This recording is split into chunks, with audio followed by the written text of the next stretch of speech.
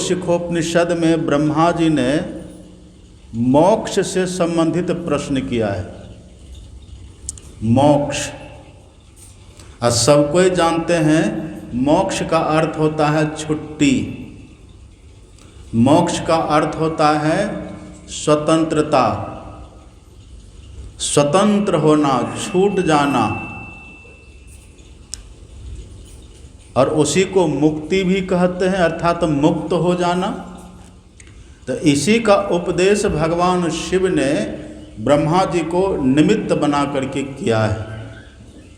एक बड़ा ही कलंकित शब्द है, कलंकित शब्द कहिए, बदनाम कहिए, गंदा शब्द कहिए, बड़ा ही कलंकित एक शब्द है समाज में, जिसको हम लोग जानते हैं। वह शब्द है कैदी।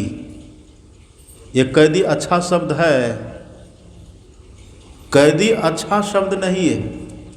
जैसे कोई कहता कि फलाना कैदी है या वो बंदी है, कैदी कहिए या फिर बंदी कहिए, एक ही बात है। तो जैसे कोई कहते कि फलाना व्यक्ति कैदी हो गया, मतलब उसको पुलिस ने कैद कर लिया, उसको जेल हो गया, वो बंदी हो गया, तो सुनते ही मन में बहुत तरह की बात आती है। सबसे पहली बात तो उसके प्रति अच्छी भावना खत्म हो जाती है। कैदी होने का मतलब ही है कि वो कोई गलत व्यक्ति है, तब न कैद हुआ है। जैसे हम कह देते ना वो कैदी है, वो बंदी है, तो कैदी बंदी कहते ही मन में होता है कि वो ज़रूर कोई न कोई गंदा काम किया है। या तो रेपिस्ट होगा, या फिर किलर होगा, किसी का मर्डर किया होगा, किसी की हत्या किया होगा, या फिर बलात्कार किया होगा, या फिर कोई चोर होगा, डाकू होगा, किसी का सामान लूटा होगा, किसी के घर में सेंध मारा होगा। ये बहुत तरह की बातें मन में आती हैं कि नहीं? जैसे कैदी शब्द हम लोग सुनते हैं ना, ये कितनी तरह की बातें मन में आती है। पता नहीं वो बलात्कार किया होगा, पता नहीं किसी की हत्या उसने की होगी, किसी को लूटा होगा, या फिर किसी का ज़मीन दखल किया होगा। ये कितनी तरह की बातें मन में आती है।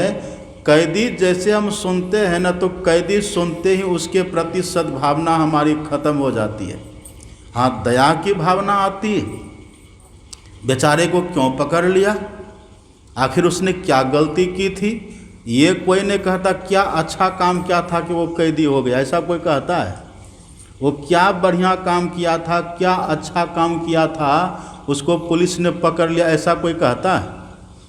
सीधे लोग कहता बेचारे को पकड़ लिया, आखिर क्या उससे गलती हुई थी, क्या उससे चूक हुई थी, उसने कौन सी त्रुटि की थी, आखिर पुलिस ने क्यों उसको पकड़ा। बहुत तरह की बातें लोगों को मन में होती है ना, लोग सोचने लग जाते हैं।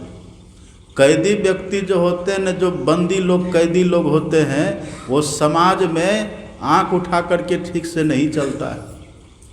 उसके भीतर एक शर्म, एक लज्जा, भीतर से एक भय का भाव बना रहता है। भीतर से शर्म की भावना, लज्जा की भावना, भीतर से अपने को दोषी समझता है, मुलजिम समझता है, अपने को अच्छा वो नहीं समझता है। ये कैदी अच्छा नहीं होता, ये मुलजिम होना, बंदी होना, ये अच्छा नहीं है। लेकिन एक बात जान रहे हैं ना, अभी यहाँ जितने हम लोग बैठे हुए हैं, सबके सब कैदी ही बैठे हुए हैं। ये कितना खराब शब्द है कि नहीं? लेकिन है, हम लोग सब के सब कैदी बैठे हुए हैं। तो क्या यहाँ जो बैठे वही केवल कैदी है? नहीं नहीं, ये पूरा ढोडरी गांव का लोग सब के सब कैदी है। अब जो बेचारे कभी सत्संग में नहीं आए हैं ना, उनको मेरी बात सुन कर के उसका बीपी हाई हो गया, और कहाँ से महात्मा आ गया, सबको कैदी कह रहा है। सबको गुस्सा होगा कि नहीं? सबको क्रोध होगा नहीं? कहाँ से महात्मा कुप्पा घाट से कहाँ से आया है, ये सबको कैदी कह रहा है। यहाँ तक कोई कैदी है नहीं। लेकिन आप विश्वास करिए, यहाँ जो हम सब बैठे हुए हैं ना, हम सब तो कैदी है ही हैं। और जितने इस गांव के लोग हैं सबके सब कैदी हैं, और केवल गाँव के लोग कैदी हैं। कौन सा जिला है ये? गोड्डा जिला। पूरे गोड्डा का लोग कैदी है, अब पूरे गोड्डे के लोग कैदी है। केवल झारखंड के सब कैदी है, झारखंड के ही कैदी हैं। पूरे भारत देश के सबके सब कैदी हैं, केवल भारत के कैदी हैं? नहीं नहीं, इस दुनिया के सबके सब लोग कैदी हैं। पदावली पढ़ते हैं कि नहीं? सब भजन गाते हैं ना हम लोग। भजन में गुरु महाराज जी ने लिखने की कृपा की है। सदगुरु महाराज जी कहते हैं, यह दुनिया बंदी गृह, यह दुनिया ही कैद खाना है। बंदी गृह तो जानते हैं ना आप, किसको कहते हैं बंदी गृह? यदि आप बंदी गृह नहीं समझे होंगे तो कैद खाना तो समझे होंगे, और यदि कैद खाना भी नहीं समझे होंगे तो अंग्रेजी तो सब जानते, जेल तो जानते हैं ना। जेल एक बूढ़ी माता भी समझ जाते हो जेल, कैदी खाना, कैद खाना नहीं समझती है। आजकल के लोग सब इंग्लिश मैन हो गए, तो जेल तो सब जानते हैं ना। हमारे सदगुरु महाराज जी कहते हैं ये पूरा संसार ही जेल है। यह दुनिया बंदी गृह, ये दुनिया ही बंदी गृह है। इस दुनिया में जितने जो कोई है ना प्राणी, वो सब के सब कैदी हैं। वो सब के सब कैदी हैं, सबके सब इस जेल में बंद है। अब किसका जेल है ये? इस जेल के मालिक कौन है? ये दुनिया तो बंदी गृह है, ये कैद खाना जेल है, पर इस जेल का मालिक कौन है? हमारे सदगुरु महाराज जी कहते हैं, यह दुनिया बंदी गृह यम के, ये यमराज का बंदी गृह है। ये इस जेल का मालिक है यम, यम का बंदी गृह है ये, यम का कैद खाना है ये।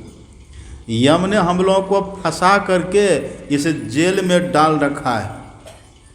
अब पढ़िए संत कबीर साहब की वाणी, हम लोगों को कैसे फंसाया है।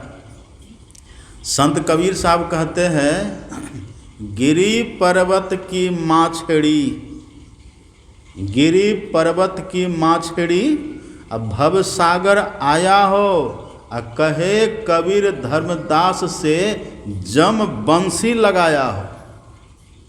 जैसे लोग मछली पकड़ते हैं ना, मछुआ लोग, अब देखते हैं ना जहाँ कोई तालाब हो, तालाब के तट पर चले जाइए आप, या गंगा किनारे जाइए, देखिए वहाँ पर मछुआ रहता है।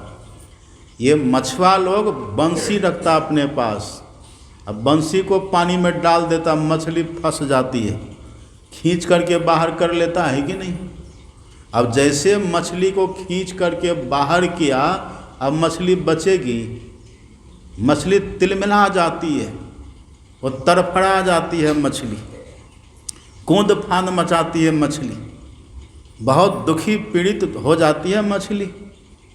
संत कबीर साहब कहते इसी तरह से जम ने बंसी लगा करके हम सबको फंसा लिया है।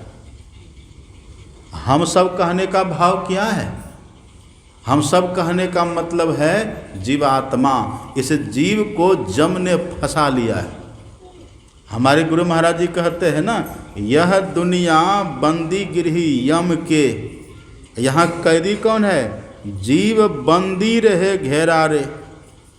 आप और हम शरीर नहीं है। अभी तो कोई कहते हम काला है, कोई कहते हम गोरा है, कोई कहते हम लंबा है, कोई कहते हम नाटा है, आप कहते हैं ना। कोई कहते हम स्त्री हैं, कोई कहते हम पुरुष हैं, कोई कहते हैं अपना सब परिचय देते हैं ना।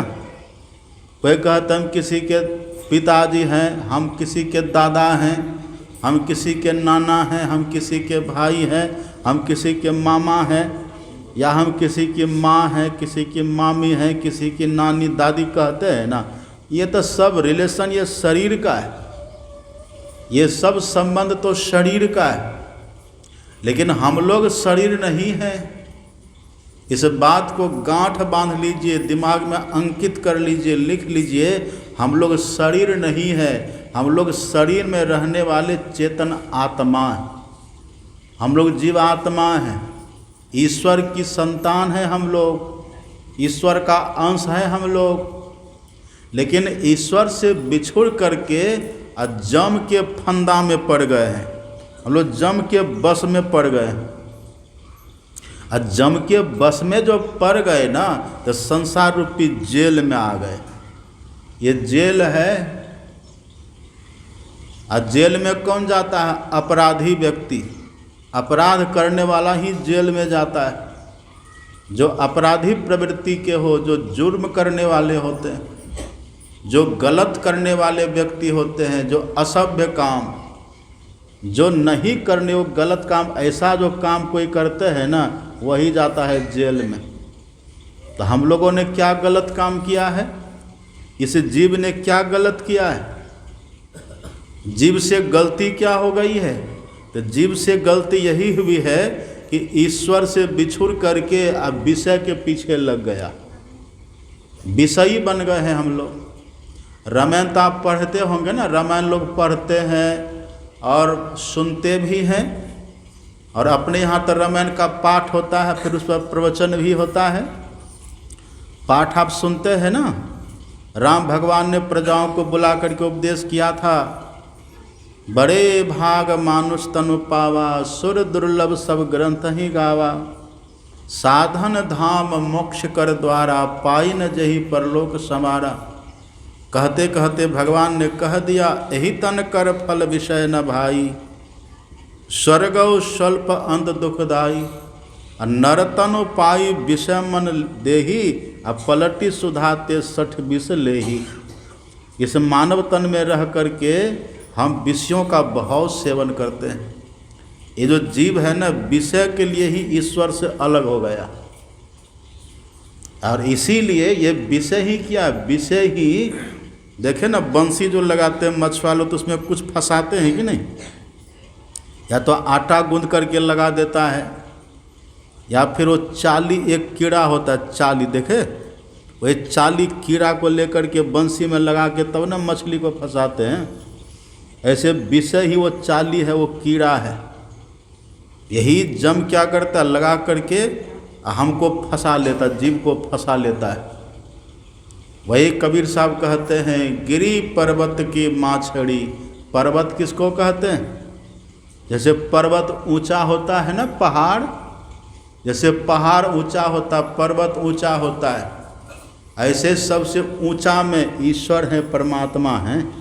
हम वहीं थे, और वहीं से आप और हम जो जीवात्मा है न, गिर गए, फिसल गए वहीं से।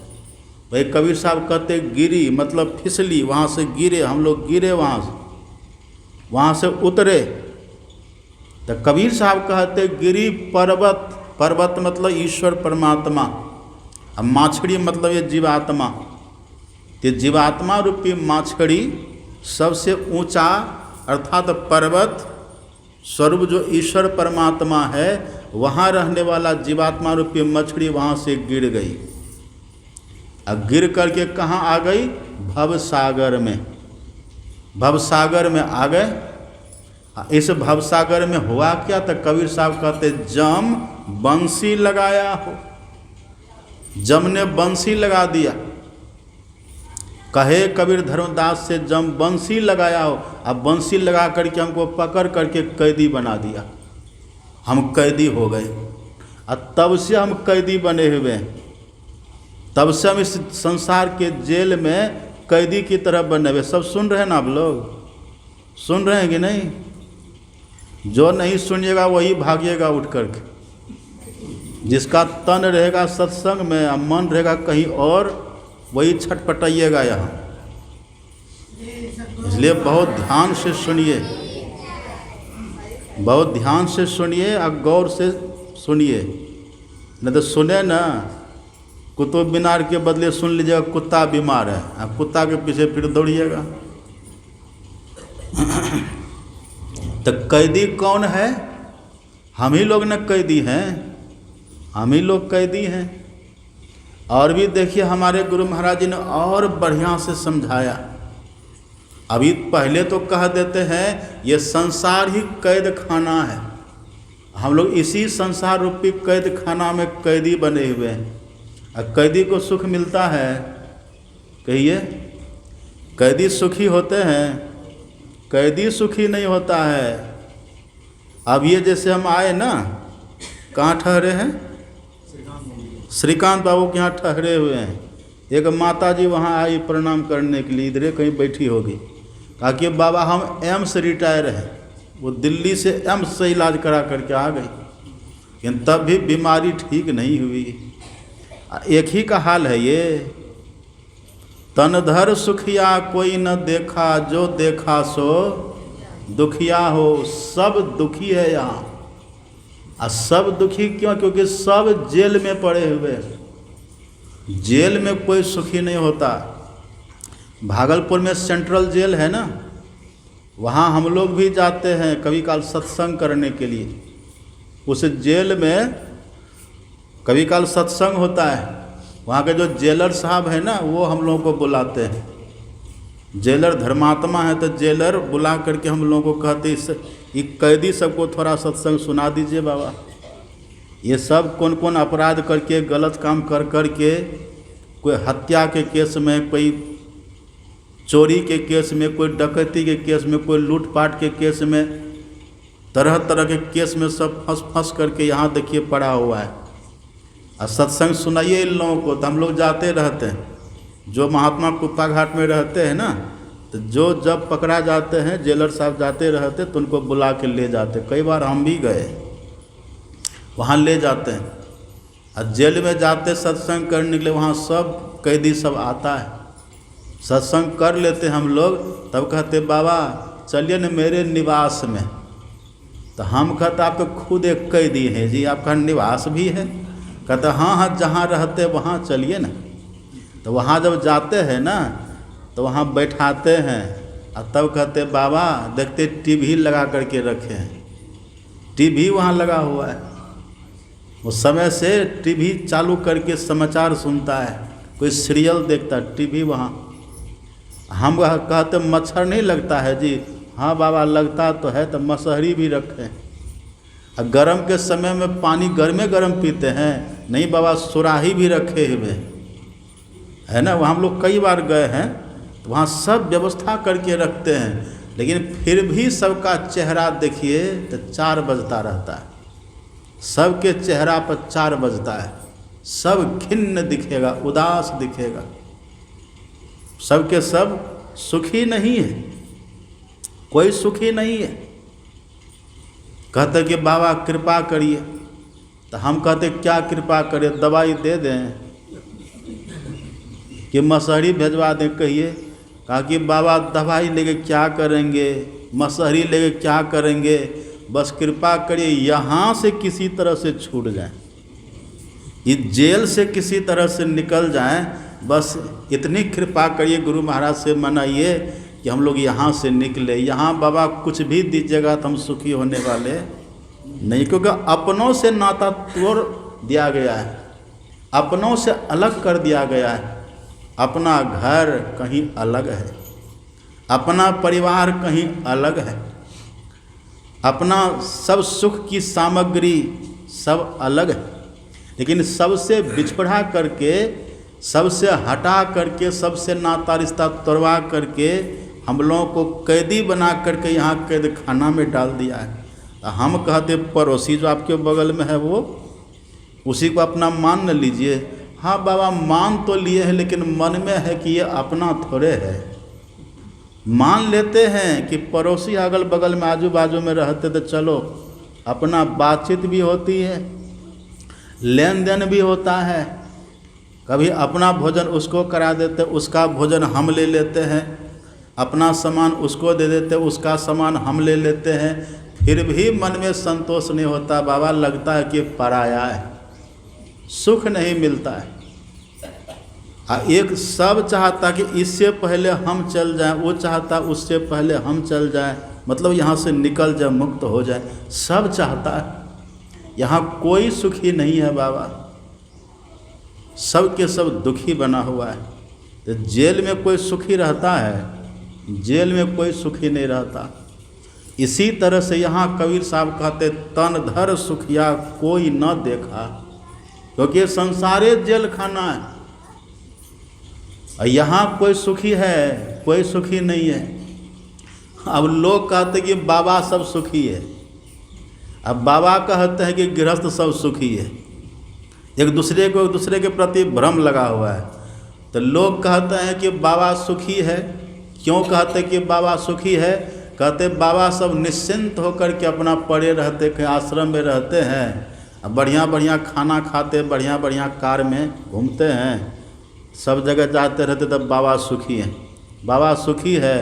बाबा का भी हवा निकलता रहता है, बाबा भी तबाह रहते हैं।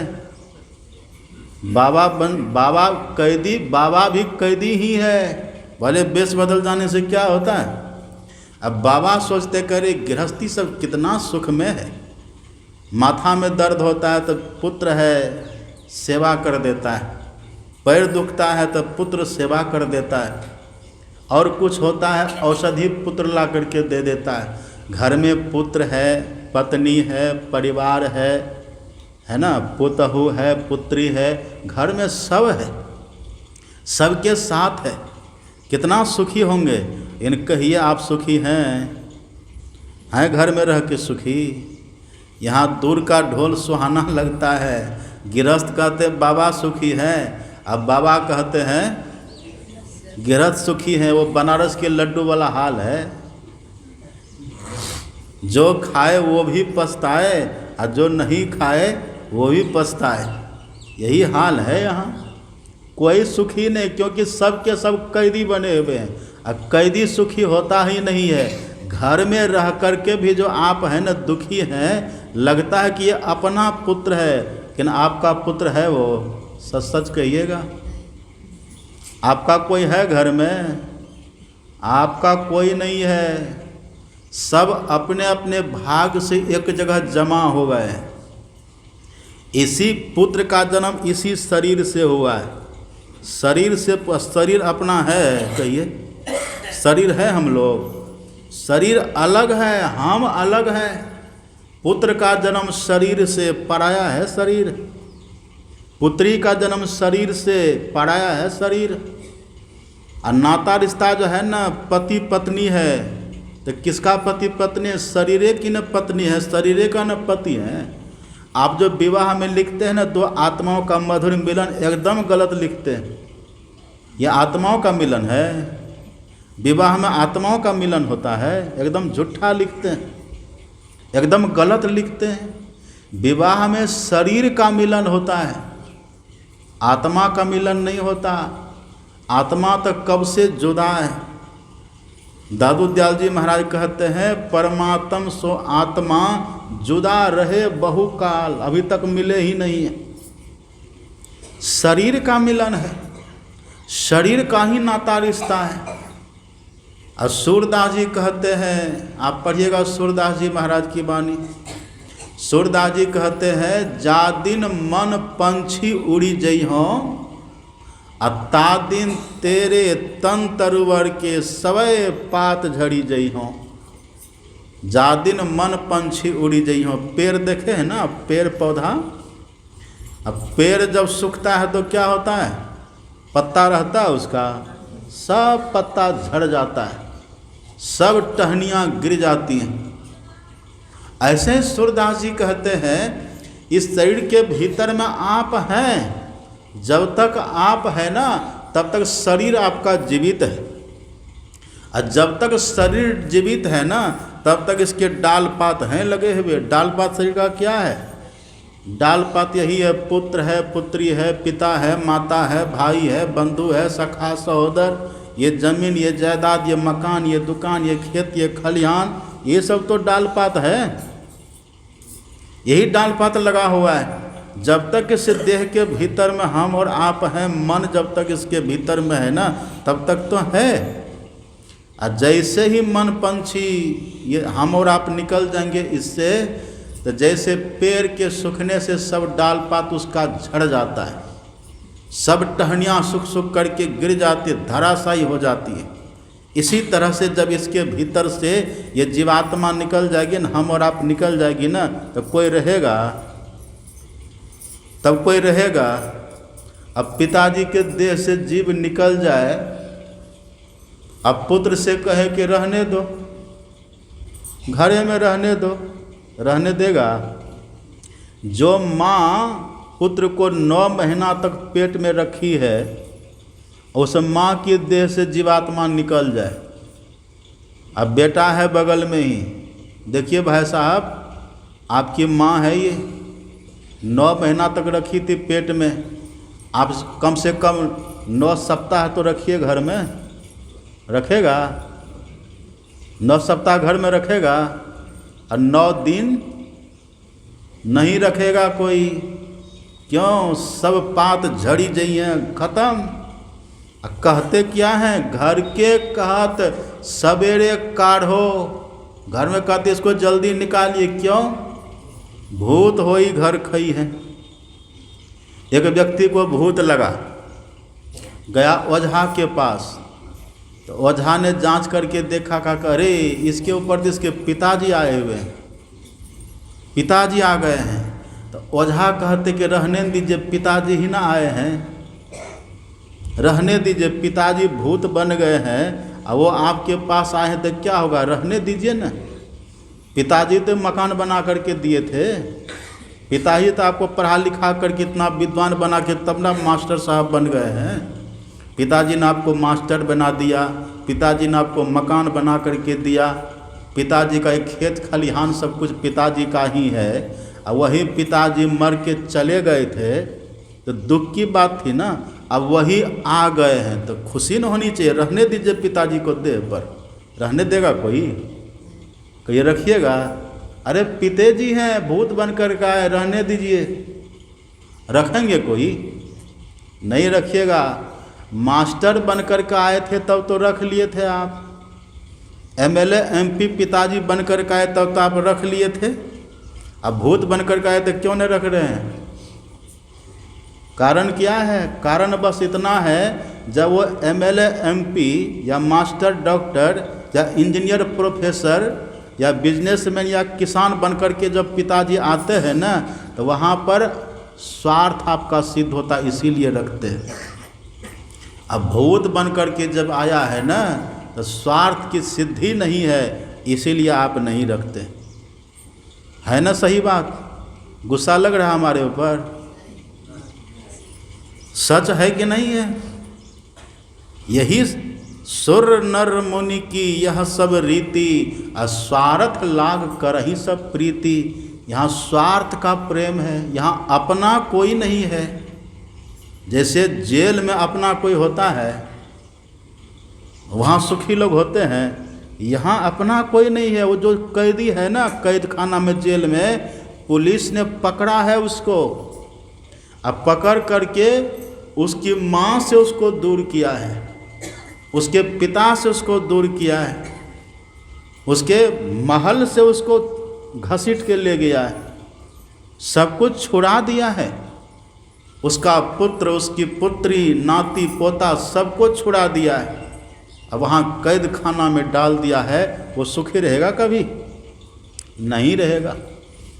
कैदियों के संग में है, लेकिन तब भी सुखी नहीं है। इसी तरह से हम लोग यहाँ देखते हैं, मकान है, सुंदर महल बना करके है। यहाँ ढोडड़ी में तो सब अमीर ही लग रहे हैं, ढोडड़ी में सब है अमीर। सत्संग के नाम पर एक पसहिया भी नहीं निकलता है। अब हमको गए वहाँ, समय लेकर के सब आए, आगे बाबा समय दीजिए, चंदा करके खूब बढ़िया से करेंगे सत्संग है, पंडाल भी नहीं लगाए। हम पूछे क्यों? तो बाबा सत्संग के नाम पर लोग देना नहीं। अभी इधर सुन, अभी यही हाल में 15 व्यक्ति को नौकरी हुआ, यही ढोडरी में, अभी हाल में 15 व्यक्ति को। क्या करिएगा? पैसा लेके जाइएगा? नहीं लेके जाइएगा। यदि अपना अपना धन निकाल करके अगर बढ़िया से पंडाल लगाते ना बाहर में, तो इससे ज़्यादा भीड़ होती, ज़्यादा लोग आते सुनते। पंडाल का महत्व अलग है। पंडाल का सत्संग पंडाल में होना चाहिए बढ़िया से। तो देखिए अभी सबके सब सुखी है, यहाँ अच्छा लग रहा है। कैदी बने हुए अपनों से खींच खींच करके ले जाता है वहाँ। कैद खाना में रहने वाला सुखी नहीं होता है। इसी तरह से जम ने क्या किया है, हमको हमारे अपनों से छीना है। हमारे असली पिताजी कौन है पता है? आप पढ़िएगा पांडव गीता में, त्वमेव माता च पिता त्वमेव, त्वमेव विद्या द्रविणं त्वमेव माता च पिता त्वमेव, त्वमेव बंधुश्च सखा त्वमेव, त्वमेव विद्या द्रविणं त्वमेव, त्वमेव सर्वं मम देव देव। देखिए यहाँ एक शब्द है त्वमेव। त्वमेव का मतलब क्या होता है? त्वमेव का मतलब तुम ही, मतलब ईश्वर ही। आँख खोल के सब बैठिए। ये कैसे झुप रही है? बकरी चराने गए थे क्या ये सब? आँख खोल के बैठिए सब। ये वो गिर जाएगी वहाँ बाजा के भाई। इधर देखिए सब बेहोश पड़े हुए हैं। सुनिए ध्यान से। त्वमेव, हाँ जी, ऐसे मोड़ी करके सो गया था। त्वमेव का मतलब क्या होता है? सुनिए ध्यान से। तुम ही, और तुम ही का मतलब ईश्वर ही। वही हमारी असली माँ है, वही असली पिता है, वही असली भाई बंधु सखा सहोदर वही है। लेकिन जम ने क्या किया है? हमारा घर भी ये नहीं है, ये परदेश है। ढोडड़ी क्या है? लोग कहते गुरुनंदन बाबा परदेश से आए हैं। तो आपका ये अपना देश है, आपका अपना है ये। हम ही केवल परदेसी है यहाँ। आप भी परदेसी हैं, बस ये है कि आप थोड़ा पहले से, हम पीछे आए हैं। हम थोड़ा पहले जाएंगे, आप पीछे जाइएगा। परदेश है ये। आया था सैर करने हे मुसाफिर तू यहाँ, अथा सैर करके लौट जाना युक्त तुझको फिर वहाँ। सैर करना भूलकर निज घर बनाकर टिक गया, याद कर अपने देश की, परदेश में क्यों है रुक गया? ये परदेश है। अब परदेश का मतलब क्या होता है? परदेश का अर्थ क्या होता है? परदेश का अर्थ होता है दूसरे का देश। और दूसरे का देश का भाव है जम का देश। ये जम का देश है। परदेश में अपना कुछ चलता है, अपना कुछ चलेगा परदेश में। जिसके देश में रहेंगे ना हम लोग, उसका कानून, उसका अधिकार चलता है, उसका नियम कानून चलता है। अपना कुछ नहीं चलता। यहाँ पर अपना चलता है किसी का? और यदि अपना चलता ना तो हमारे परदादा आज ढोडड़ी में ही होते। लेकिन है नहीं है। हमारे ये कह रहे थे अभी, एक कैलाश बाबू के, भोले बाबू क्या नाम, कैलाश बाबू, कहा कि बाबा जब तक कैलाश बाबू है न तभी तक सत्संग होगा।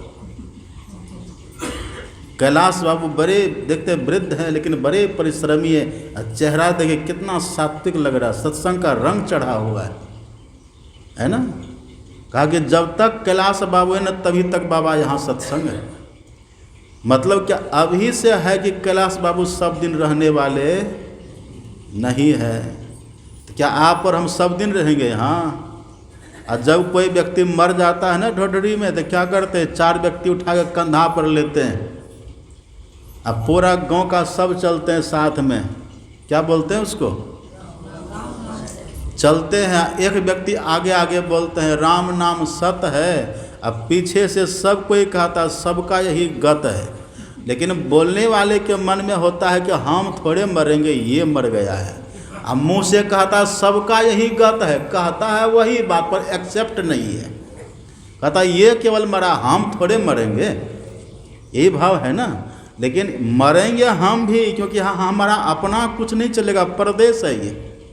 यहाँ न ये अपना देश है और न यहाँ अपना कोई है, कोई नहीं है। और यदि अपना होते ना तो भूत बन करके आते, तब भी आपको घर से भगाते नहीं, भगाते तब। मास्टर बन करके आए तो सम्मान किया, डॉक्टर बन कर के आए तो बड़ा सम्मान किया घर में, फौजी बन कर के पुत्र आया था बड़ा सम्मान किए न सम्मान। और वही बेटा मर गया, भूत बन कर के आए तो काहे न सम्मान करते हैं? तब क्यों न सम्मान करते हैं? घर के कहत सवेरे काढ़ो, भूत होई घर खइए, तब क्यों न रखते हैं उसको? क्योंकि हम पहले से पराए हैं, हम पहले से पराए हैं, अपने हम हैं नहीं। इन अपना हमको लगता क्यों है? कारण क्या है? क्यों लगता कि ये मेरी माँ, ये मेरे पिता, ये मेरा भाई, ये मेरी बहन, ये मेरा मकान, ये मेरी जमीन, ये मेरी दुकान, ये क्यों लग रहा है? इसका कारण है, तुलसीदास जी ने बहुत अच्छा लिखा, विभीषण जी महाराज ने कहा है। विभीषण जी कहते हैं, तब उर कुमति बसई विपरीता, अहित अनहित मानहु रिपुरीता। अभी जो हमारे भीतर कुमति बस गई है ना, कुमति के चलने हम, कुमति के कारण हम, कहाँ रहिए बीच में, बैठिए ना, अभी कहीं बैठ जाइए, अभी सुनिए सत्संग। कुमति जो अभी हमारे भीतर हो गई है ना, कुमति के कारण हम, विभीषण जी कहते हैं, जो हमारे हितैषी है ना उनको शत्रु मान बैठे हैं, और जो हमारे शत्रु है ना हम उसको अपना मित्र मान बैठे हैं। ये कुमति के कारण है, ये कुमति से ऐसा हो रहा है। लेकिन जिनके भीतर सुमति हो जाती है वो यथार्थ को देख लेता है।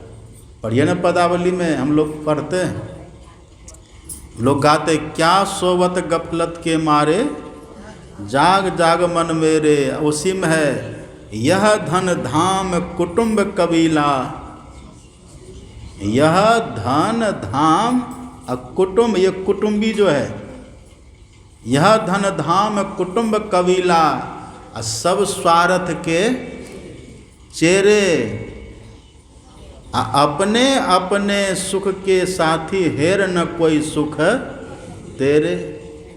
देखिए, अपने अपने सुख के पीछे सब दौड़ रहे, यहाँ कोई, लेकिन फिर भी अपना मान रहे। क्यों मान रहे? क्योंकि हमारे भीतर अभी कुमति का वास हो गया है। अब वास्तव में हमारे हैं कौन? तो ये परदेश में हम हैं और दूसरों के साथ हम हैं। हमारे गुरु महाराज भी यही बात कहते, जनी लिपटोरे प्यारे, जग परदेसवा, असुख कछु यहाँवा नाही। हे प्यारे, ये परदेश है, ये दूसरे का देश, ये जम का देश है, यहाँ आकर के हम फंस गए। एकमात्र संत ऐसे होते हैं जो निस्वार्थ प्रेम करते हैं।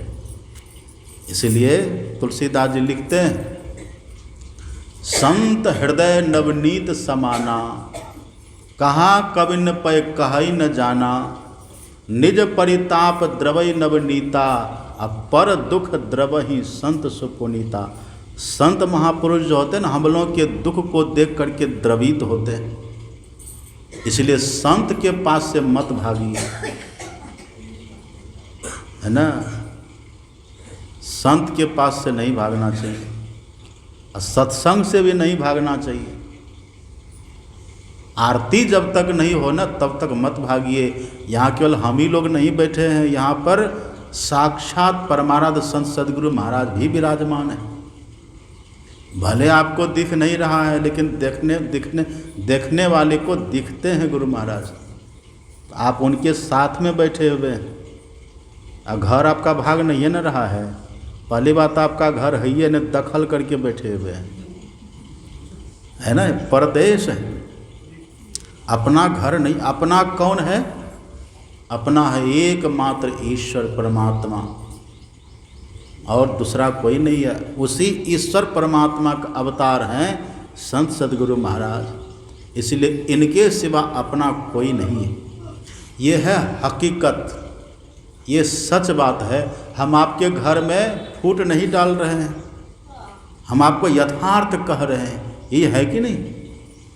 ऐसो जग व्यवहार बन्यो है, तासो नेह लगायो, अंत काल नानक बिन सतगुरु को काम न आयो। कोई काम देगा? अंतिम में सदगुरु महाराज काम देते हैं। तो वास्तव में यहाँ अपना कोई नहीं है। तो हम सब यहाँ परदेश में हैं, हम लोग कैदी बन करके, हम कहने का मतलब जीवात्मा, हम सब जीवात्मा, ये जीवात्मा यहाँ कैदी बन करके जेल में पड़ा हुआ है। और देखिए हमारे गुरु महाराज जी और खोल करके खूब बढ़िया से कहते हैं। आप पढ़िए पदावली में, पहले तो कह देते यह दुनिया बंदी गृह यम के, पहले तो संसार को बंदी गृह कहते हैं। अब फिर हमारे गुरु महाराज जी कहते हैं काया दुर्ग दुखद बंदी खाना। काया किसको कहते हैं? शरीर को।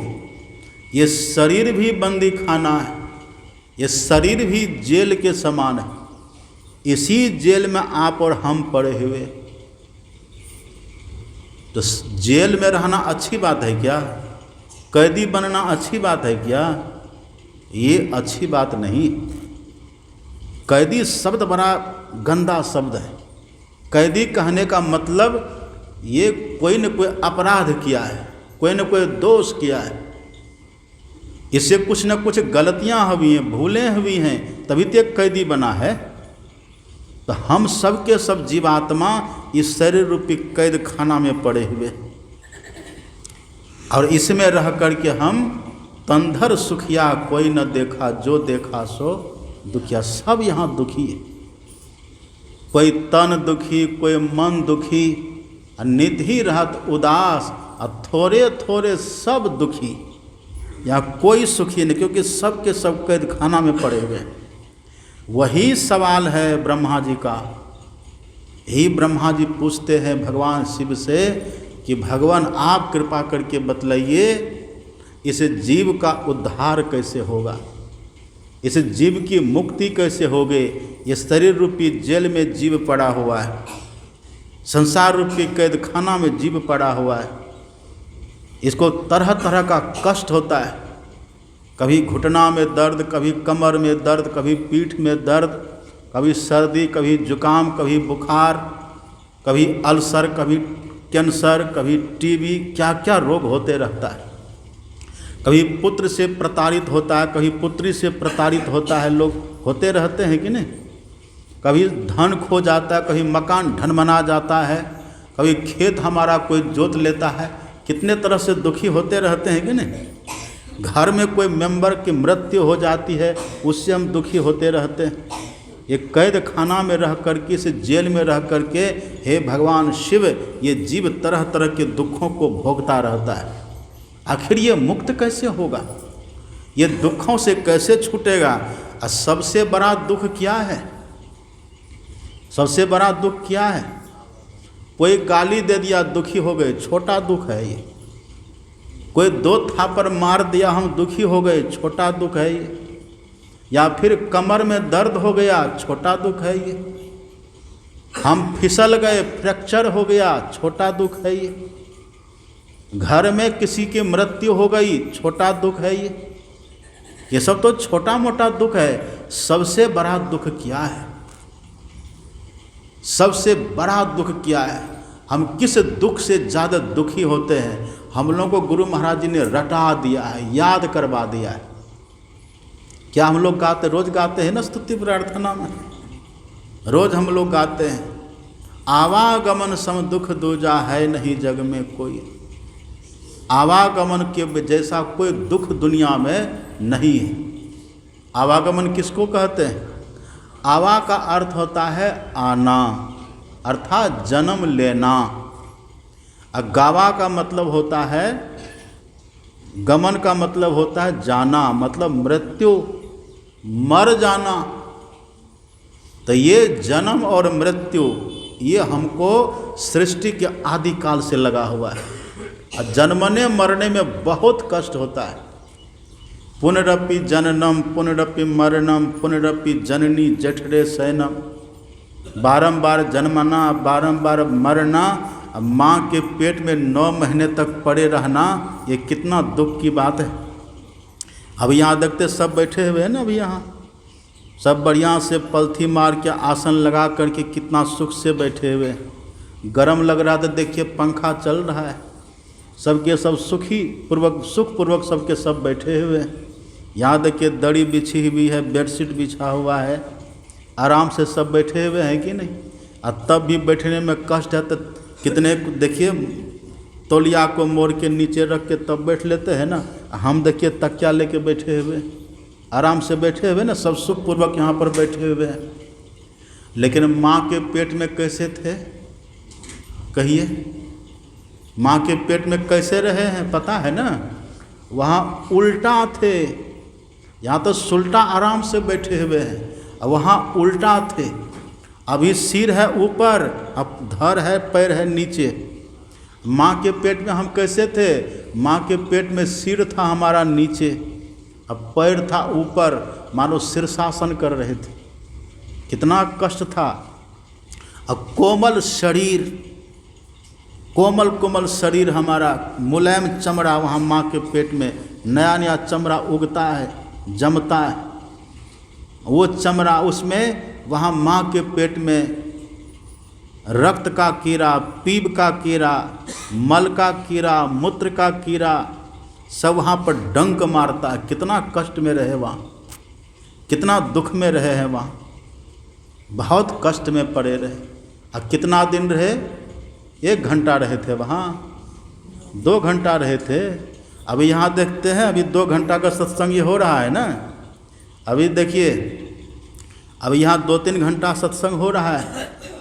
हम बोले कि दिन भर बैठे रहे तो कोई बैठिएगा, सब उठ पुट के भाग जाइएगा। लेकिन माँ के पेट में कितना दिन रहे, वहाँ से भागने का हिम्मत हुआ, वहाँ से भाग सके। यहाँ से यहाँ 5 घंटा हम बैठने के लिए तैयार नहीं है, जबकि यहाँ सब व्यवस्था है, यहाँ सब अनुकूलता है, पंखा चल रहा है, कितना सुंदर देखिए बिछावन लगा हुआ है, कोई कष्ट यहाँ नहीं, कोई दिक्कत यहाँ नहीं है। हम फिर भी 5 घंटा यहाँ बैठने के लिए तैयार नहीं है। 2 से 3 घंटा होते होते सब छिटपिटा जाते हैं और घड़ी देखना शुरू कर देते हैं। लेकिन कभी माँ के पेट में घड़ी देखे, कोई माँ के पेट में समय को देखे, नहीं देखे। समझिए अब वहाँ कष्ट कितना है, गर्भवास दुख राशि यातना, वहाँ दुख की राशि यम वहाँ यातना है, बहुत कष्ट होता है वहाँ। वही ब्रह्मा जी कहते कि हे प्रभु ये जीव कितना कितना कष्ट भोगा है, आखिर ये कैसे मुक्त होगा। अभी आपको पता है ना, आप कभी कल पेपर में पढ़ते हैं कि फलाने गांव में किसी व्यक्ति को बदमाश ने पकड़ लिया। उधर आप जाएंगे ना, जमुई तरफ जाइए, उधर नक्सली एरिया, उधर जमुई तरफ जाइए, फिर इधर झारखंड में उधर खूंटी, रामगढ़, उधर उस इलाके में जाइए, उधर नक्सली इलाका है ना। उधर सुनने में आता है कभी का वो लोग पकड़ लेता है, किसी व्यक्ति को पकड़ लेता है, अब पकड़ करके वहाँ पैर में उल्टा टांग देता है, उल्टा लटकाता है। एक जगह हम लोग गए थे सत्संग में कुछ दिन पहले जमुई जिला में, कहा कि बाबा जानते हैं यहाँ का जो मुखिया जी थे ना, कोई गांव था जहाँ हम लोग गए थे सत्संग करने, उस गांव के मुखिया जी को बाबा पकड़ लिया बदमाश। अब पकड़ के गया और यहाँ रस्सी बांध करके पैर में टांग दिया, यहाँ उंगली से काटना शुरू किया। कल्पना करिए। अभी देखिए ये सुन के सब सिहर गए कि नहीं, लेकिन आप विश्वास करिए कई बार आप और हमको भी इसी तरह से कत्ल किया गया है, कई बार। अभी न दूसरों का सुन करके दर्द होता, दुख होता, पीड़ा होती मन में, पर ये घटना कई बार हमारे साथ घटी है।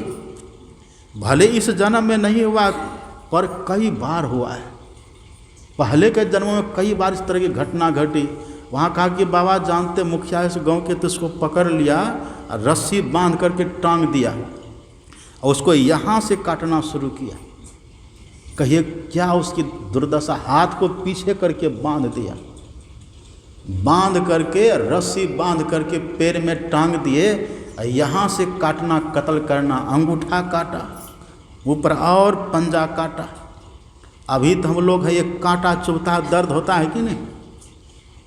अब मच्छर का देखिए, मच्छर जब काटता है उससे भी दर्द होता है। डर से मसहरी लगा करके लोग बैठते हैं, अलाउट लगा लेते, कछुआ छाप जला लेते हैं। लेकिन उसका जो सुना रहा था तो सुन करके हम चौंक गए। कहा कि बाबा प्रवचन में इसकी चर्चा नहीं करिएगा, तो यहाँ भी आ जाएगा, क्या पता, ये इलाका बड़ा खराब है। हम लोग 2 दिन तक बड़ा डरते डरते सत्संग किए थे। पूज्यपाद आचार्य श्री के साथ हम लोग गए थे वहाँ सत्संग करने। जमुई जिला अधिवेशन था, नक्सली इलाका है ना उधर। ये सब देखिए कितना कितना, तो कितने बार तो अग्नि में जल करके हम लोग मरे हैं, कितनी बार। अभी माचिस आप घिसते हैं ना, जरा सा छू जाए, कहिए कितना जलने से कष्ट होता है कि नहीं। तिलमिला जाते, रगड़ते, तुरंत जाके पानी में उंगली को डालते हैं। लेकिन कितना बार हमको जलाया गया, जिंदा हमको कितना बार सबको जलाया गया है। आज से सृष्टि में हम लोग हैं, कितना बार जलाया गया है। अभी न मनुष्य बने हुए एक व्यक्ति को हमने देखा, वो कबूतर पकड़ करके लाया। हम देखे अपने आँखों से, वो कबूतर पकड़ करके लाया। रात के समय एक लड़का से बोले कि लालटेन पकड़ो, तुम लालटेन पकड़ा। अब वो कबूतर को ले लिए, थोड़ा उधर जा करके देखे उसका रुआं खींच खींच करके अलग कर रहा है। उसको कहीं कष्ट नहीं होगा? अभी न मनुष्य हम लोग बने, पहले कहाँ कहाँ गए। रोज हम लोग गाते युग युगान चहु खानी में भ्रमी भ्रमी दुख भूरी, लोग गाते ना स्तुति विनती में। अब भजन गाते हैं, पशु पक्षी कृमि आदि के योनिन में भर में वो बहु बार हो, बहुत बार उधर गए। उसको हमने देखा, वो कबूतर। अब कबूतर जैसे खिंचता था ना उसका रुआं, अब वो फरफराता था, लेकिन उसका चलेगा कुछ। अब उसको रुआं उसका खींच खींच करके अलग किया, पूरी देह से उसका रुआं खींच दिया। हम सब तमाशा देख रहे। हम बहुत छोटे थे तब, हम मना भी नहीं कर सकते थे, पर भीतर से दया आती थी। वो दृश्य जब अब भी याद आता है ना, तो बड़ा कष्ट होता है।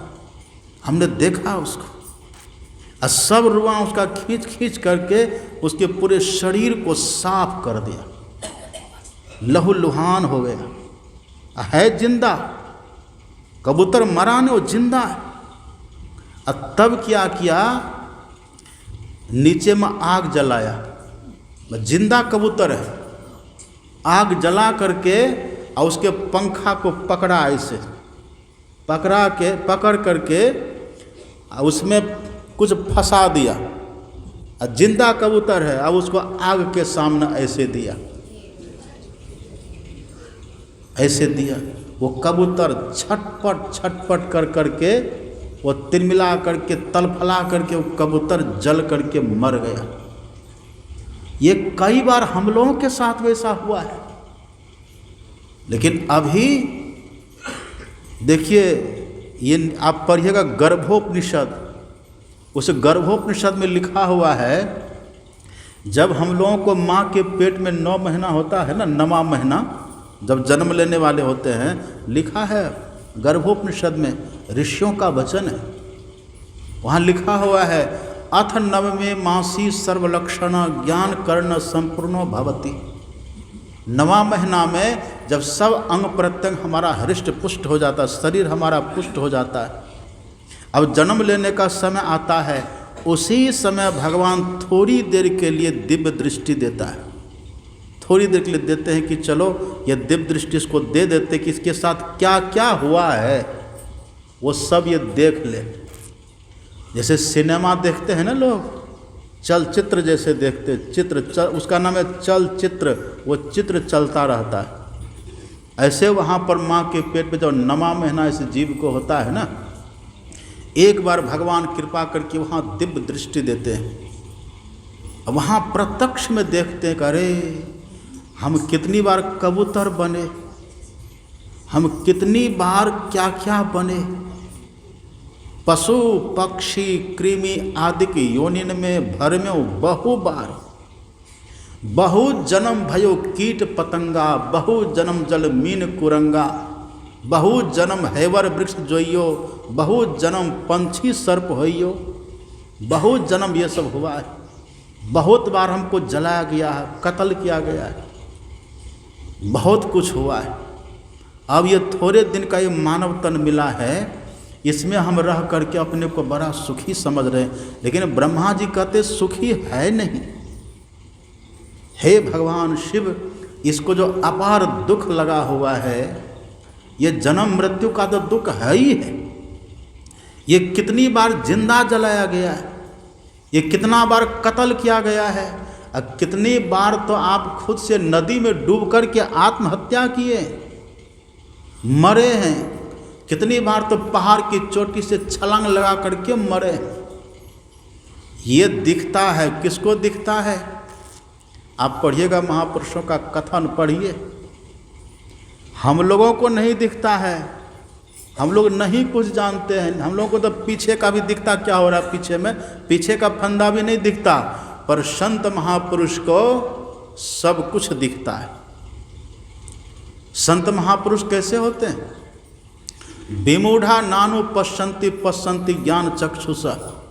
जिनके पास ज्ञान दृष्टि है ना, उसको प्रत्यक्ष में दिखता कब कहाँ कहाँ कितना कितना कष्ट हुआ है। लेकिन हम लोगों को नहीं दिखता है, तो हम लोग मस्ती में पड़े हुए हैं। खाए खुराका, अब पहन पोशाका, जमका बकरा पलता है। जंबर जाति तोरे छाती, उनसे क्यों नहीं डरता है? जम का दस्तक होने वाला है। तो वही ब्रह्मा जी पूछते हैं कि हे भगवान शिव, आप कृपा करके बतलाइए इस जीव की मुक्ति कैसे होगी। अब कहिए, मुक्ति पाना चाहिए कि नहीं? कोई जिंदा जलना चाहते हैं, कोई नदी में डूब करके मरना चाहते हैं, कोई उल्टा टंगना चाहते हैं, कोई दुखद स्थान में 9 महीने तक रहना चाहते हैं, कोई चाहते हैं कि हमको पेट में दर्द हो, कोई चाहते कि सर्दी जुकाम बुखार हो, कोई चाहते हैं, कोई नहीं चाहते। इसी सब से छुट्टी मुक्ति, उसी को कहते हैं मोक्ष। कभी कोई दर्द ना हो, कभी कोई पीड़ा ना हो। देखिए, दर्द तो महापुरुषों को भी लगता है, लेकिन आप सद्गुरु महाराज जी की जीवनी पढ़िएगा। हमारे सद्गुरु महाराज जी को यहाँ चेहरा पर एक फुंसी हो गई थी। फुंसी, लाल लाल फुंसी पक गई, एकदम लाल लाल टहकने वाली फुंसी। कभी हुआ है ऐसा? हुआ कभी ऐसी फुंसी? हमको बहुत बार हुआ है। जब फुंसी पक जाती है ना, जब उसमें खून भरता है, वही जब पक करके पीव होता है, कैसे टहकता है कहीं, कोई छू न जाए, दूरे से दर्द होता है। वही फुंसी गुरु महाराज जी को यहाँ हो गया। पूज्य भगीरथ बाबा ने सदगुरु महाराज जी से पूछा कि सरकार, आपको फुंसी हो गई, कष्ट भी होता है इसमें? गुरु महाराज जी ने कहा, शरीर को फुंसी हुई है, हमको नहीं हुई है, हमको कोई दर्द नहीं है। ये देखिए, वहाँ हम रहते तब। गुरु महाराज जी मुक्त हैं। संत महापुरुष शरीर में रह कर के मुक्त होते हैं, पर हम लोग बंधे हैं, बंध गए। आप नारियल देखें, नारियल एक होता कच्चा, एक होता पक्का, 2 तरह का होता है ना नारियल। अब कच्चा नारियल को पटकिए जोर से धरती पर, आप देखिएगा वो गुद्दा सहित अलग होता है ना, गुद्दा भी उसके साथ फटता है, वो खोखला में चिपका रहता है। लेकिन जो पक्का नारियल रहता है, उसको पटकिए, गुद्दा अलग, खोल उसका कवर अलग हो जाता है। ऐसे संत महापुरुषों और हम लोग में बस यही अंतर है। हम लोग अभी देह से चिपके हुए हैं, यानी कैद खाना है ना, काया दुर्ग दुखद बंदी खाना, कैद खाना, अभी हम लोग इससे चिपके हुए हैं। जब मृत्यु का क्षण आता है ना, तब बड़ा कष्ट होता है। लेकिन संत महात्मा इसी देह में रह करके देह के बंधन से छूट जाते हैं, देह के बंधन से अपने को छुड़ा लेते हैं। जैसे जैसे पक्का नारियल खोखला से अलग हो जाता, गिरी उसकी अलग हो जाती है, ऐसे संत महापुरुष, उनकी जो आत्मा है ना, देह से अलग होकर के रहती। इस देह में कितना भी उसको कुछ भी कर दे कोई फर्क नहीं पड़ता है। बंदा वीर को तो पकड़ करके गरम गरम तावा पर लेटा दिया, और जब मांस देह का पक जाता था तो चिमटा से पकड़ के खींचता था, और वो हंसते थे, कहा खींचो न तुम, कोई फर्क हमको नहीं पड़ता है। तो हम देह से अलग हो चुके हैं। नैनं छिन्दन्ति शास्त्राणि नैनं दहति पावकः न चैनम क्लेदन्त्यापो न शोषति मारुतः। हमको आत्मा को तलवार काट नहीं सकती। अब ये पढ़ते हैं पर ये बोध अभी नहीं है। अभी तो कांटा चूता तब भी दर्द होता है कि नहीं? तो इससे हम छूटेंगे कैसे? इसी का नाम है मोक्ष। कैसे छूटेंगे इससे? कबीर साहब ने बहुत अच्छा कहा। कबीर साहब कहते हैं, देव को पूजी के हिंदू मरगा, देव को पूजी के हिंदू मरिगा, तुरुक मरे हज जाई, जटा बढ़ा के जोगी मरिगा, इनमें किन्हों न मुक्ति पाई। बाहर पूजा पाठ करते रहिए लेकिन ये मुक्ति मिलने वाली नहीं है। हम लोग साधु महात्मा बन गए, वेश बना लिए, इससे मुक्ति हो गई, ऐसा मत समझिए। तब मोक्ष कैसे मिलता है? कबीर साहब कहते हैं, जोग जुगति करी जो कोई जाने, जो योग की युक्ति करने के लिए जान गया है, जो योग की युक्ति जान गया है, जो योग करने के लिए सीख लिया है। योग का मतलब होता है ध्यान।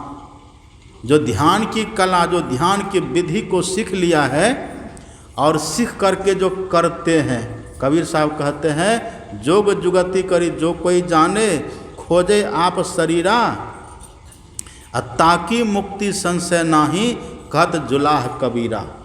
कबीर साहब कहते वो लोग मुक्त होते हैं जो ध्यान की युक्ति जान करके, योग की विधि जान करके रोज बैठ करके थोड़ा थोड़ा योग ध्यान करते रहते हैं। वो धीरे धीरे करते करते मुक्त हो जाते हैं। मुक्ति मुक्ति सब खोजत है, मुक्ति को कहो कहाँ पाइए जी। मुक्ति को हाथ हो पाँव नहीं, किस भांति से ती दिखलाइए जी। ज्ञान ध्यान की बात बुझिए, पलटूदास जी कहते हैं, ज्ञान ध्यान की बात बुझिए, या मन को खूब समझाइए जी। अब पलटू मुए पर किन देखा, जीवत ही मुक्त हो जाइए जी। मरने पर कौन देखा क्या होगा? तो जीते जी हम ऐसी साधना करें, ऐसा हम भजन करें कि भजन करके हम जीते जी मुक्त हो जाएं। अभी सुने ना पाठ में भगवान शिव कह रहे थे, इस भ्रम में मत रहिए कि मरेंगे तो मुक्ति मिलेगी। इस भ्रम में मत रहिए कि मरेंगे तो हम स्वर्ग जाएंगे। इस भ्रम में मत रहिए कि मरेंगे तो बैकुंठ जाएंगे। नहीं, अबहू मिला सो तबहू मिलेगा। कबीर साहब कहते नहीं तो जमपुर बासा। साधो भाई, जीवत ही करो आशा। जब तक हम जीवत है ना, जिंदा है ना, तभी तक ये सब कर लीजिए। जीवत समझे, जीवत बूझे, और जीवत मुक्ति निवासा। जीवत ही मुक्त हो पाएंगे, जीते जी होगा। पिंड पाते न या मुक्ति सा मुक्तिर न तुम मन्यते। भगवान शिव कहते मरने के बाद जो लोग मुक्ति की बात करते हैं ना, अभी गांव घर में लोग कहते हैं ना कि पिताजी मर गए, चलो श्राद्ध कर देते हैं, मुक्ति मिलेगी। ये सब भ्रम में मत रहिए। मुआ पीछे मुक्ति बतावे, मुआ पीछे मेला, और मुआ पीछे अमर अभय पर दादू भूले गहिला। ये सब भूल भंगट है, भूल है ये। अब हो मिला सो तब हो मिलेगा। अभी प्रत्यक्ष में होना चाहिए। अभी जो मिलेगा, जो अनुभव अभी करेंगे ना, मृत्यु के बाद भी वो मिलेगा। ये मत कहिए कि मरेंगे तो पुत्र हमारा श्राद्ध कर देगा तो कल्याण हो जाएगा, ऐसा होगा? धुंधकारी का नाम सुने हैं कि नहीं? धुंधकारी का नाम, धुंधकारी मर गया, अब बड़ा पापी था वो। सत्संग ध्यान की बात तो दूर रहा, वो कभी शुभ कर्म किया ही नहीं। अब वो धुंधकारी जब मरा है ना, तब मर कर के भयंकर प्रेत बन गया, भूत बन गया। और उसी धुंधकारी का भाई था गोकर्ण। गोकर्ण जाते हैं, धुंधकारी के नाम पर गया जी में जाकर के श्राद्ध करते हैं, है ना, गया तीर्थ, गया में जाकर के श्राद्ध किया। श्राद्ध करके जब घर आए तो देखा वही धुंधकारी भूत बन करके घूम रहा है। अरे आप भूत बन गए? हाँ भैया मैं भूत बन गया, क्योंकि मैं था तो ब्राह्मण, लेकिन अपने करनी से, अपने कर्म से मैंने ब्राह्मणत्व को नष्ट कर दिया। स्वकीय नैव दोषेन ब्राह्मणत्वम नाशितम मया, ब्राह्मणत्वम नाशितम मया। हे भाई, मैंने अपने कुकर्म से, अपने कर्म से मैंने ब्राह्मणत्व को नष्ट कर दिया। अब मर करके देखो भयंकर प्रेत बन गया। तो कहा श्राद्ध तो मैंने कर दिया, पिंडदान भी मैंने कर दिया, आपका उद्धार हो जाना चाहिए। तब धुंधकारी ने कहा था कि भैया गया श्राद्ध सतेनापि मुक्तिर में न भविष्यति। एक बार कौन कहे, 100 बार भी गया जी में श्राद्ध करोगे न तब भी मेरी मुक्ति नहीं है। और कोई दूसरा उपाय करिए। क्या करें? कहा करिए, विचार कर लीजिए क्या करिएगा कि मेरा उद्धार हो।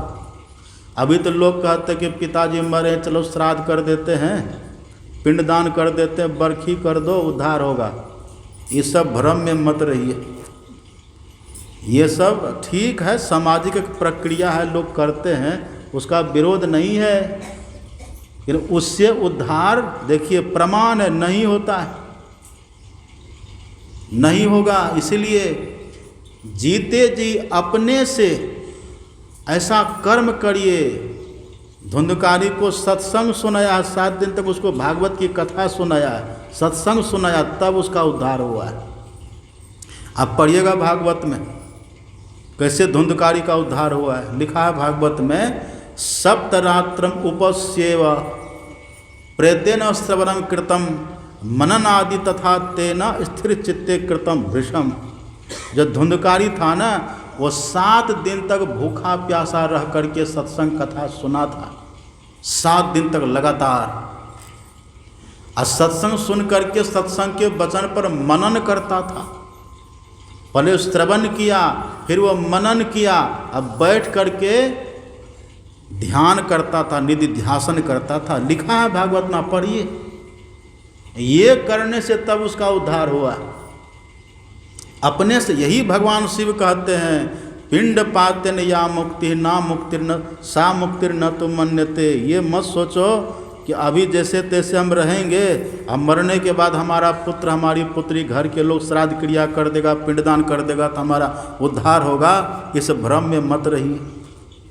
अभी से योग की विधि को जानिए, ध्यान की विधि जानिए, और थोड़ा थोड़ा ध्यान सब दिन करिए। सत्संग और ध्यान सब दिन करिए। हम लोग को तो गुरु महाराज जी ने रटा दिया है। रोज हम लोग गाते हैं ना, सत्संग नित और ध्यान नित रहिए करत संलग्न हो। व्यभिचार, चोरी, नशा, हिंसा, झूठ तजना चाहिए। 5 पापों से अपने को बचा करके रखिए। रोज सत्संग करिए, रोज ध्यान करिए। आप करते करते धीरे धीरे आप देखिएगा आपको भीतर में सब कुछ मिलने लग जाएगा। अब देखिएगा आप स्वतंत्र होने लग गए। अभी तो जरा सा कांटा चुभता है, फिर भी दर्द होता है, लेकिन आप देखिएगा जब आप ध्यान में थोड़ा आगे बढ़िएगा ना, तब आपको पता चलेगा। तब कोई कष्ट भी देगा तब दुखी नहीं होंगे। ये देह में तरह तरह का रोग होगा तब भी दुखी नहीं होइएगा। ये मानव तन इसीलिए मिला है। इसलिए ये ढूंढड़ी ग्राम वाले से मेरा निवेदन है, मेरी प्रार्थना है कि आज से जो दीक्षा लिए है ना, खूब सत्संग और ध्यान खूब बढ़िया से करिए। ये आश्रम देखिए गुरु महाराज जी का नींव डाला हुआ, इसको और खूब बढ़िया से बनाइए। ये नहीं कैलाश बाबू जब तक है तभी तक हो, नहीं, सब दिन चले। और अपने बच्चों को भी संत मत से जोड़िए, अपने बच्चों को भी संत मत से जोड़िए। आपका तो जो हुआ सो हुआ। संत मता बिनु गति नहीं, सुनो सकल दे कान, और जो चाहो उद्धार को बनो संत संतान। जब आप बच्चों को भी जोड़ देंगे ना संत मत से, वो बच्चा भी धीरे धीरे अपना कल्याण बनाएगा और वह आपकी सेवा भी करेगा। आप शिक्षा तो देते हैं लेकिन दीक्षा नहीं दिलाते हैं। शिक्षा और दीक्षा एक साथ होना चाहिए। अब बच्चों को भी जोड़िए, वो बच्चा भजन ध्यान करेंगे, अपना कल्याण बनाएंगे और आपकी सेवा भी करेंगे। यदि बच्चों को आप नहीं जोड़ेंगे तो आप भी तो कुछ किए नहीं, ऐसे समय बीत गया। अब बच्चों को संस्कार भी नहीं दिए तो आगे दुख होगा। इसलिए भविष्य के दुख से बचने के लिए आगे हम दुखी ना हो, परलोक हमारा अच्छा बने, खुद जहाँ तक हो सके खूब सत्संग ध्यान हम लोग करें और अपने बच्चों को, बाल बच्चों को भी इसमें जोड़ करके रखें ताकि उनके करने से भी हमारा भी परलोक बने। अब जानते हैं ना, जब किसी का बच्चा भक्ति करके आगे बढ़ता है ना, तो लिखा है, आप पढ़िएगा, धर्म ग्रंथों में लिखा हुआ है, लिखा है जननी कृतार्था, उनकी माँ भी कृतार्थ होती है। वसुंधरा पुण्यवती च तेना, ये धरती भी पुण्यमयी हो जाती है। और उनके पितर को भी सुख मिलता है। नृत्यंती पितरा, उनके पितर भी प्रसन्न होकर के नृत्य करते कि देखो मेरे कुल में कोई भक्त हुआ है, वो प्रसन्न होते हैं। इसलिए खुद भी सत्संग ध्यान करिए और अपने बच्चों को भी जोड़िए। और ये प्रतिदिन सत्संग नितरु ध्यान नित रहिए करत संलग्न। अब पाठ में सुने ना भी, नित प्रति सत्संग कर ले प्यारा, तेरा है ना पदावली में, नित प्रति सत्संग कर ले प्यारा, तेरा कार सरे सारा। अब पाठ में क्या सुने, यही मानुष देह समैया में करो परमेश्वर में प्यार, कर्म धर्म को जला खा कर देंगे तुमको तार। तार मतलब उद्धार, उद्धार हमारा होगा। तो इसी तरह से सब करिए। अब कोई दीक्षा लेने से पीछे मत हटिए, यही सुरक्षा कवच की तरह आपकी रक्षा करेगा। जो दीक्षा लिए खूब भजन करिए और जो दीक्षा नहीं लिए हैं वो दीक्षा लेकर के भजन करिए।